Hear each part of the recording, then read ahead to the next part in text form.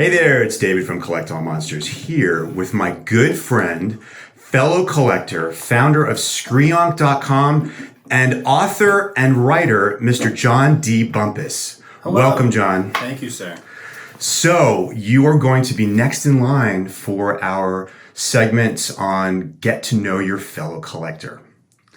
So, I've got some questions that I'm going to pose to you. Sure. Because I'm sure a lot of people would love to see what your answers are to these questions that I will be asking everybody who does this. Great. Happy to be here. Great. Happy to have you. So, let's first start off by telling us a little bit about yourself. Sure. I'm John. As David said, I've been running Screonk for almost a decade. Started it in college, which is pretty much when my collecting journey started, and I'm an admin in the X Plus group and go to G-Fest every summer with the guy behind the camera and our best buddy James and Kyle and lots of other awesome collectors. Highly recommend it. I've been to Japan pretty much because of these friends in the hobby, so it's the place to be. Yeah, it's actually so cool that you and I actually got to experience the place where all of our collectibles come from. Yeah. And that was a really magical trip. And absolutely it was. Definitely a memory that I will never forget. So let's jump right the heck in. Sure. So let's first talk about your very first Godzilla or kaiju film that got you hooked. For me, the memory is specifically my dad recording on a VHS for me, Monster Zero, when it came on TV. And I think on the same VHS, he ended up fitting half of Mothra versus Godzilla 2 as well. And so I would watch Monster Zero all the way through, and then I only had half of Mothra versus Godzilla, and it was probably several years until I actually got to finish the film. So both of those still have a very special place in my heart, for sure. That's so cool, John, because my favorite is Mothra vs. Godzilla 64, and my first was Monster Zero, so that's pretty neat. I actually never knew that. Maybe that's why we're always on the same page. Maybe. And then, I got to put this out there too. Half of Mothra vs. Godzilla is better than the whole movie of some of the others. That's so true. As I hold a Minya. Yep. You're not wrong. That's for you, Leslie Chambers. Yeah. Anyway, so that's cool. So, what is your favorite Godzilla film? Oh, so I have to pick Minya back up for that one. My favorite is, and I get flack for it, but don't care even a little bit, is Son of Godzilla. I think it has by far one of the best scripts and screenplays in general, and effects, acting, story, characters, monster action. It's so charming. For me, it's the best of the best of that era of Showa, and it exemplifies pretty much everything that I loved about Godzilla as a kid and still do to this day.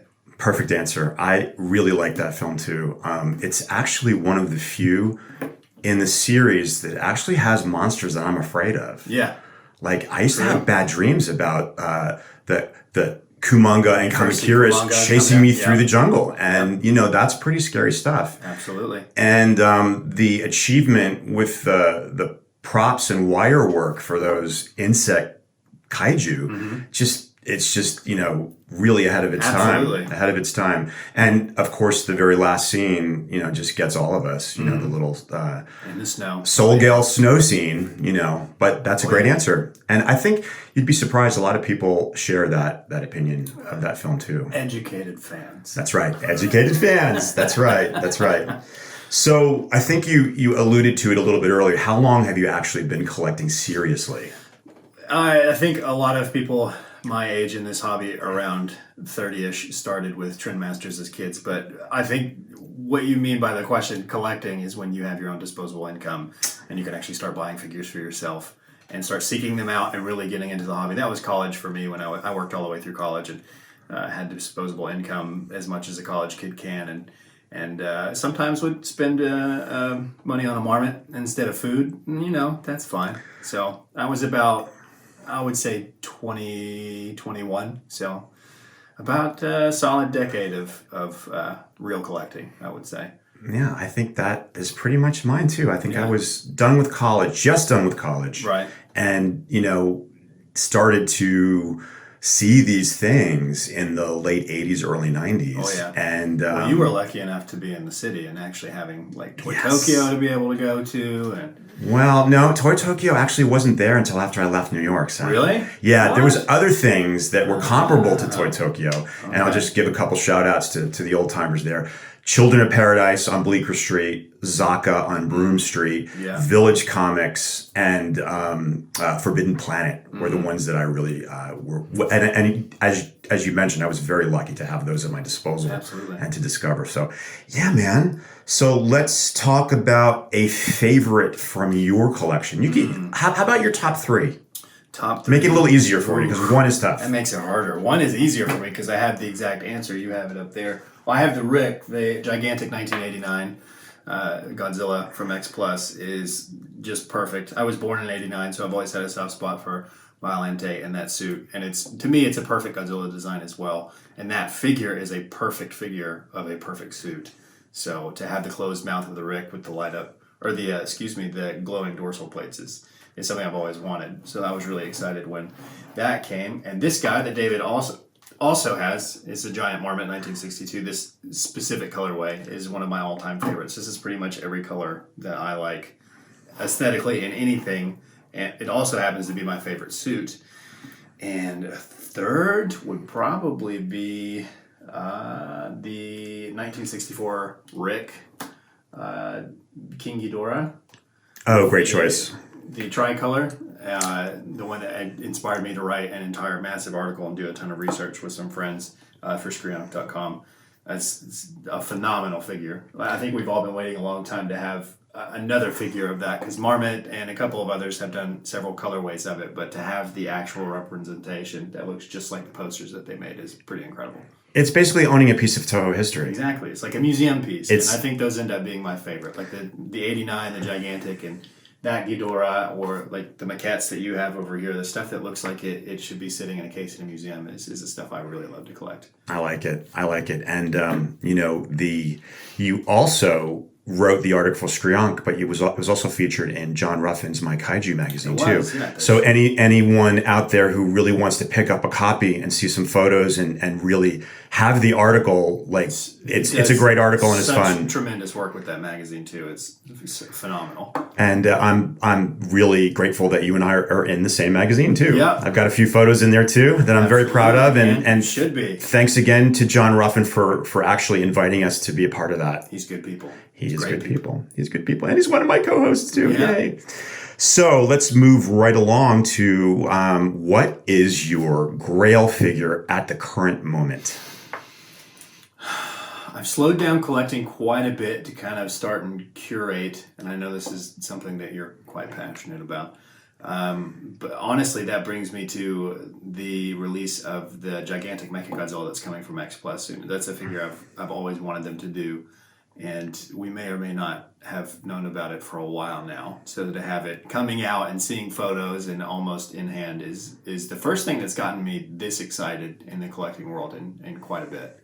So I'm really looking forward to that one. I like that. I am also looking forward to it as well. And I'm just worried that I'm not going to have a proper space to display him. I sold all of these. I sold all of my 25 and 30 centimeters to make room for just one solid, giant, beautiful Mechagodzilla. So hopefully that does the trick for me. We'll find out. And I'm going to use my favorite word, quintessential. It is the quintessential Mechagodzilla figure. We will know soon. I think you're exactly right. We will know soon. And, speaking of, collecting and slowing down and curating, you're actually being here helped me a lot with some advice on what things that I should keep and what things that I should not keep. Yeah. Actually, if you look behind John on either side of him, he's helped me thin out those soft vinyl Godzilla shelves so you can actually see all of the figures that are on there. And you've got so much amazing stuff. It's a hard choice to make. But if you get to the point where you can push all that stuff to the back in a corner and you don't even think about it, it might be time to sell it and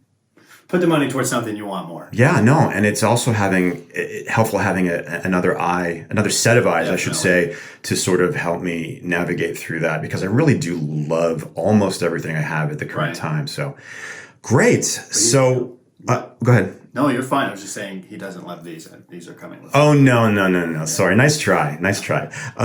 So let's talk a little bit about your favorite resources for collecting over the years. Sure. You can find a treasure on eBay every so often, but not eBay is basically where I would start with that. Just really the best things that I've found have been through friends of friends on Facebook, making acquaintances, meeting the right people, very helpful people that we have friends in Japan now that can grab stuff for the right prices. And there are a lot of trusted, more personal dealers that are out there to get the merchandise to friends and friends of friends and not try and scalp and make a profit. So really, honestly, pretty much everything we get now is through friends of friends on Facebook, unless you're getting the new releases. And since we're pretty heavy into X Plus, I'm definitely a fan of Hobby Search. Has never done me wrong. Me too. Hobby Search is a great resource. So there's Ami and several others, Hobby Link, lots of places you can get those figures. But if you're ordering something directly from Japan and you want it to arrive safely and from a fair price with EMS shipping, Hobby Search is the way to go, hands down. That's great. No, and you alluded to asking questions, I think, before. So a great resource is any of the groups that you belong to that some people who have been collecting for a while are in, and no one will ever not answer your questions that you have. So especially if you're interested in any of the X Plus stuff, the X Plus group where I'm an admin, David's been incredibly active there, like me, since pretty much the beginning. He was one of the few people, like 100 people when I joined. That was I was number 3. He was like in the or 4, 3 or 4, like the original 5. So we've been doing that for a long time. That's an exceptional group with a tremendous sense of community. And it's by far the most helpful and structured and resourceful Facebook group for collecting I've ever seen. And we put work into it to keep it that way. But if you're interested in any of this stuff, you'll find some amazing deals there from collectors and all the right resources and websites, and all of our friends that run awesome places like Stanowski with Kaiju Addicts and Trukowski with Vampire Robots, and all of our good friends that do really good work for the community as well. Yeah, I think you've also purchased from Jason Welling from Awesome Collector yep. too. I have done that as well. Yeah. So yeah, they're all really trusted, reputable sources to get your figures from. Yep. And I'm going to throw one more out there, Mandarake. It's hit or miss these days because it has been discovered. That's what keeps me hesitant to mention it. Mandarake for so long was that jewel that we all kind of, if someone asked, would absolutely let them know. But if you didn't ask, it wasn't really something that we put out there. But since Godzilla has gotten so much more prevalent in pop culture with the legendary movies, and we've seen such a huge resurgence of merchandise and everything, Mandarake has really caught on, and their prices have reflected that. But it's still, they're a really great website to snatch something with shipping that'll come straight to you that you're probably not going to find anywhere else. Totally. And, I've also found too, if you're an insomniac like myself and you're up at, strange hours all the time, you can always just log on there and maybe you'll be the first to catch something before everyone else sees it. Absolute treasures. And once in a blue moon, you'll find something on there. So I know for certain there's a ridiculous amount of rare pieces in here that you got from Mandarake, and there's a bunch in my collection too, things that you never think that you would get, especially for a decent price, and then it pops up and you just so happen to be the one to snatch it. Yes, indeed. So in that same sort of vein, we're going to talk a little bit about some advice you have to novice collectors. Sure. Advice for me, I think we've covered quite a bit of it. I would join Facebook groups. Don't be afraid to ask questions. And if you ever want an answer and you don't want to even remotely have to worry about people harping on you or using the internet for what humans use the internet for, which is to be a-holes, contact an administrator and ask the questions that you want to do, especially in the X Plus group. Find me or Rich or John or even David himself, and just shoot us a message and say, hey, I'm wondering all the questions that we've been talking about. Where should I get a figure? What's a good price for this? And people are always more than happy to help you out in those types of situations. It seems a little daunting, but that to me, Facebook has been really, it's mostly all I use it for now is the collecting community, because it's been such a tremendous way to bring people together in our fandom specifically. That's a very, very great answer. I'm going to throw one more question that I didn't prep you for. Sure. What figure or monster or anything would you like to see made in the near future or at some point? The very first thing that popped into my head, and I've never had this thought until you asked me that question, but I just saw it so vividly, is a X Plus gigantic Hedorah. Oh, I think okay. So fun. The 30 centimeter is huge already, but just to have all of the detail that's present and that same type of vibe and feel that we're getting from the gigantic Mechagodzilla, which is like an exact representation and replica of the suit, that's what I want. I would love to have the Mechagodzilla on one side of the shelf and the gigantic Hedorah on the other, and that would make me very happy. No, I think that's a great answer. Yeah. So I'm going to answer my own question and say I'm going to keep it to sort of X Plus centric, and I would like to see a box set of all of the previously released Rick extras. Interesting. And like maybe like you know how the Iwakura sometimes have box sets of their figures. Do that with the Ricks. Do it with the Ricks. Yeah. And I think it would be exceedingly popular right now. It definitely would be. And you know, a little King Caesar statue. You know, a little green alien ape from the third planet in the black hole, so that kind of thing. Cheat is what you're saying. That's not cheating. It's get it all in one fell swoop. It's catching up, as it were. That's fair. And you know, the light up features are pretty cool, but I got to say, I think I have enough figures that light up. Right. And you said to me, and I'd never really realized it before, but it's so true. You get that figure, you switch it on once, you're like, oh, that was cool. And then you never really do it again. The small Rick extra figures are always a super welcome surprise. They are indeed. So that's about it, John. Is there anything else you'd like to say before we sign off? Thank you for having me and for all the work that you guys do on Collect All Monsters. I think you're doing a tremendous job, and keep it up.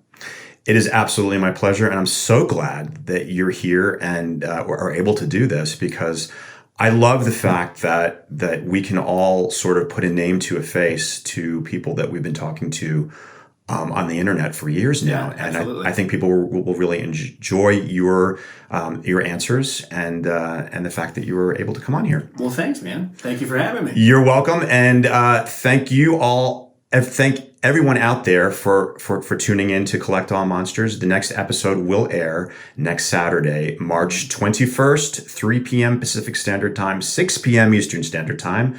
And we greatly appreciate your support and positive feedback. And I want you to give out the shout that we do at the end of all of our shows. It is time to band together and collect all monsters. You want me to? Yes. Yeah. See, that didn't happen. Oh, I'll just have to dub you in there. We'll edit that part out. No, we won't edit that. That's kind of fun. It's keeping it real, and we have made under the 20-minute time limit, so I think we did great. Perfect. Thanks, John. Everybody, thanks for watching. Cheers. Thank you, guys. See you soon. Bye.